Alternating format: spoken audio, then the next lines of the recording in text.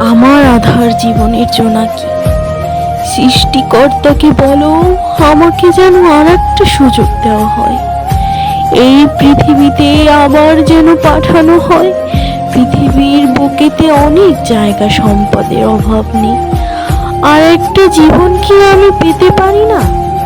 তখন আমি কঠিন পরীক্ষা দেব, তোমাকে পেতে আগুনের উপর হাঁটবো, ভাঙা কাচের ধারে পা ছিন্ন ভিন্ন করে হলেও তোমাকে জিতে নেব।